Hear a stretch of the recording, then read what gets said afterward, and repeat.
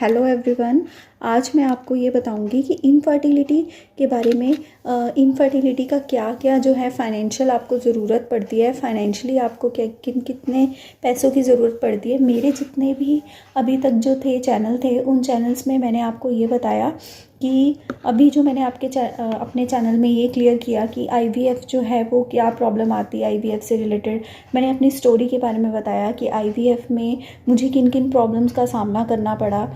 मैं आप सबके सामने ये लाइव इसलिए हुई हूँ क्योंकि मैं अपने चैनल पर ये बताना चाहती हूँ कि आईवीएफ जो है वो आजकल इतनी बड़ी चीज़ नहीं है कि आईवीएफ को जो है लोग बहुत ज़्यादा सोचते हैं। अभी भी बहुत से ऐसे लोग हैं जो ये सोचते हैं कि आईवीएफ अभी हमें नहीं करवाना चाहिए। तो आईवीएफ में सबसे ज़्यादा रोल जो है वो हमारी एज के अकॉर्डिंग रहता है। जितनी ज़्यादा हमारी एज होगी उतनी ज़्यादा हमें इफ़ेक्ट पड़ेगा आईवीएफ में, उतनी ज़्यादा हमें जो है सक्सेस रेट हमारा डाउन होता जाएगा। जितनी हमारी एज कम होगी तो उतना हमें सक्सेस रेट मिलेगा। तो आईवीएफ में सक्सेस पाने का सबसे पहला तरीका तो यही है कि हमें एज अपनी देखनी है कि हमारी एज कितनी है। अगर हमारी 35 से अबव एज जाती है तो हमारा सक्सेस रेट जो है बहुत डाउन हो जाता है। जितना उस हॉस्पिटल का सक्सेस रेट होगा उससे डाउन चला जाएगा। तो हमें जो है जितना जल्दी हो सके आईवीएफ के बारे में सोचना है। ऐसा नहीं बोल रही हूँ कि आपको सीधा ही अगर आपके नहीं हो रहा है, आपको बेबी कंसीव नहीं हो रहा है तो आप आईवीएफ पर फोकस कीजिए, ऐसा नहीं है। आप बिल्कुल एकदम जल्दबाजी में आईवीएफ के लिए मत जाइए। आप अच्छे से हॉस्पिटल को सिलेक्ट कीजिए, उसके बारे में पूरी जानकारी लीजिए, तभी जो है आप आईवीएफ के बारे में जाइए। आईवीएफ जो है वो ऐसी ही नहीं है कि बहुत बड़ी चीज़ है। आईवीएफ के बारे में इतना ज़्यादा सोचना भी नहीं है। अगर आपको डॉक्टर ने आईवीएफ के लिए बोल दिया है, सजेस्ट कर दिया है, तो वो आपको नहीं सोचना चाहिए। आपको जल्दी से जल्दी फिर आईवीएफ के बारे में आगे नेक्स्ट स्टेप आपको फॉलो करना चाहिए। तो आज मैं अभी तक मैंने वीडियोस में अपनी स्टोरीज़ के बारे में बताया, लेकिन आज मैं आपको जो है लाइव होकर बता रही हूँ। आज मैं आपको ये बताऊँगी कि क्या क्या जो है आईवीएफ के अंदर खर्चे जो है आपके कौन कौन से रहते हैं। वैसे तो उन्होंने हमारे को जो खर्चा बताया था टोटली जो है 2 लाख का खर्चा बताया था, लेकिन जो है कुछ ऐसी प्रॉब्लम्स हो जाती है, हमें नहीं पता होता कि कितनी मेडिसिन इसके अंदर यूज़ होंगी। तो वो हमारी हेल्थ पर डिपेंड करती है। अगर हमारी हेल्थ ठीक रहती है, क्योंकि 3 मंथ तक कोई भी आईवीएफ डॉक्टर जो है वो 3 मंथ तक हमें फॉलो करते हैं। उसके बाद 3 मंथ के बाद हम कहीं से भी अपना जो है ट्रीटमेंट, जहाँ से भी हमें डिलीवरी करवानी है वहाँ से हम अपना स्टार्ट करवा सकते हैं। तो वो उन पर डिपेंड करता है कि वो हमें कौन सी मेडिसिन देते हैं।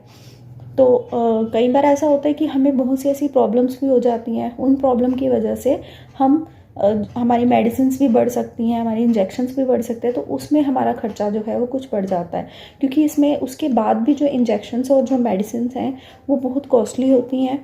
मैं बहुत ज़्यादा कॉस्टली तो नहीं कहूँगी, लेकिन कॉस्टली होती हैं। ठीक है, तो उनके ऊपर भी हमें जो है ध्यान देना पड़ता है। तो मैं आपको आज डिटेल में बताऊंगी कि कौन कौन से खर्चे हैं, कौन कौन से प्रोसीजर चार्जेस हैं। मैं आपको अपनी जो है प्रोसीजर चार्जेस के अकॉर्डिंग बताऊंगी।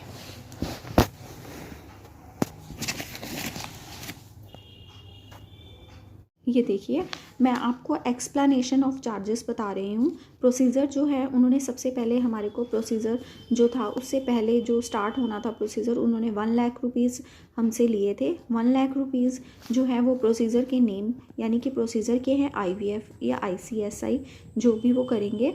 तो आईवीएफ के प्रोसीजर के 1 लाख रुपीज़ वो डॉक्टर की फ़ीस है।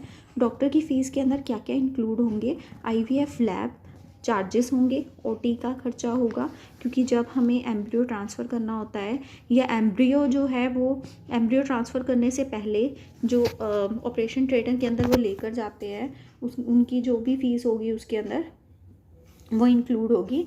जो अगर वो एग पिकअप करेंगे तो उस दिन की जो फ़ीस है वो भी उसके अंदर इंक्लूड होगी। ठीक है, तो उसके अलावा जो एनेस्थीसिया दिया जाता है, एनेस्थीसिया की फ़ीस भी उसके अंदर इंक्लूड होती है। ओपीयू के चार्जेस भी उसके अंदर इंक्लूड होते हैं। ऑपरेशन थिएटर के अंदर जो कुछ भी किया जाता है, ईटी, एंड्रोमेट्रोसिस, जैसे कि एंड्रोमेट्रोसिस ईटी के चार्जेस जो होते हैं, ठीक है, डे 3 का जैसे जो एम्ब्रियो होता है ट्रांसफ़र किया जाता है डे 3 का, तो वो भी इसके अंदर इंक्लूड होता है। ठीक है, उसके अलावा अगर डे 5 का होगा तो उसके लिए हमें अलग से फ़ीस देनी पड़ेगी। ठीक है। उसके बाद जो है कुछ अल्ट्रासाउंड्स जो होते हैं वो उसमें 5 जो अल्ट्रासाउंड्स जो होते हैं वो इसके अंदर इंक्लूड होते हैं, ठीक है। उसके बाद जो है एक्सक्लूडेड अलग से जो है IVF ड्रग्स जो है वो 60 to 70,000 या 1 लाख से 1.5 लाख तक पहुंच जाती हैं। मतलब कि जो इंजेक्शन्स और जो मेडिसिन होती हैं वो हमारी इसके बीच में 60 to 70,000 और 1 to 1.5 लाख, जैसे कि मैंने आपको बोला वो हमारी हेल्थ पे डिपेंड करता है। उसके अलावा बहुत जो हैं कुछ मेडिसिन्स हैं वो उन्होंने बताई हैं, वो मेडिसिन्स हमें लेनी पड़ती हैं। उसके अलावा जो है डोनर चार्जेस ऐसी तो हमें कोई ज़रूरत नहीं पड़ी थी, लेकिन अगर कोई किसी की ऐसी प्रॉब्लम भी होती है तो वो भी इसमें अलग से इंक्लूड होते हैं, ठीक है। जो ये 10,000 रुपीज़ हैं ये थ्रोइंग के चार्जेस हैं। जिस दिन जो है एम्ब्रियो ट्रांसफ़र किया जाता है तो उस दिन जो है वो 10,000 रुपीज़ लिए जाते हैं। उसके अलावा कुछ प्रोसीजर हैं जो कि एम्ब्रियो फ्रीजिंग के लिए यूज़ किए जाते हैं। एम्ब्रियो फ्रीजिंग में क्या होगा कि अगर हम 3 मंथ के लिए एम्ब्रियो को अपने फ्रीज़ करेंगे, क्योंकि बहुत सारे एम्ब्रियोज जो है उसमें बन जाते हैं, जैसे मैंने आपको बोला था कि 10 अगर एम्ब्रियोज तैयार हो गए हैं तो उसको जो है अगर हमने 2 ही ट्रांसफ़र करवाए हैं तो 2 में से जो जितने भी बाकी जो, जैसे कि अगर हमने 2 ट्रांसफ़र करवाए तो 8 जो हमारे एम्ब्रियोज होंगे उनको फ्रीज़ कर देंगे। अगर 3 मंथ के लिए फ्रीज़ करेंगे तो 12,000 चार्जेस थे, अगर 6 मंथ के लिए फ्रीज़ करेंगे तो 20,000 चार्जेस थे, ठीक है। उसके अलावा अगर ब्लास्टोसिस्ट है, जैसे कि अब मैंने इसमें बताया कि डे 3 का होगा तो चार्जेस जो हैं वो 1 लाख के अंदर इंक्लूड होंगे। लेकिन अगर डे 5 का है ब्लास्टोसिस्ट है तो हमें अलग से 15,000 रुपये देने होंगे, 15,000 रुपीज़ देने होंगे। तो उसके अलावा जो है अगर मान लो कि IVF एक बार में सक्सेस नहीं होता है, नेक्स्ट टाइम में सक्सेस होता है, तो उसके क्या चार्जेस रहते हैं, तो उसके लिए हमें 40,000 रुपीज़ देने होते हैं। उसके लिए क्या होता है कि ये सारा जो प्रोसीजर है 1 लाख का और ये सारा इंजेक्शन्स का, द मेडिसिन का वो खर्चा बच जाता है। मेडिसिन सिर्फ एम्ब्रियो ट्रांसफ़र करने के बाद ही हमें ज़रूरत पड़ती है, तो वो जो 40,000 रुपीज़ हैं वो हमें देने पड़ते हैं, तो हमारा प्रोसीजर जो है वो फिर से कंटिन्यू हो जाता है। मैंने इस वीडियो में आपको जो फाइनेंशियली जो ज़रूरतें होती हैं वो सब के बारे में बताया। मैंने आपको सारी फाइनेंशियल रेट्स के बारे में बताया है, एम्ब्रियोज़ के क्या क्या खर्चे रहते हैं, फ्रीजिंग का क्या क्या खर्चा रहता है। तो आप मेरी आने वाली वीडियोस में ये देखेंगे कि मैंने इससे रिलेटेड कौन कौन सी मेडिसिन्स जो हैं वो मेरे को उन्होंने प्रिस्क्राइब की और किन किन प्रॉब्लम्स का सामना मैंने किया, वो सब के बारे में मैं आपको बताऊँगी। तो आप मेरी वीडियोस को देखते रहिए, मेरे चैनल को लाइक कीजिए, शेयर कीजिए, कमेंट कीजिए और सब्सक्राइब करना ना भूलिए। Thank you.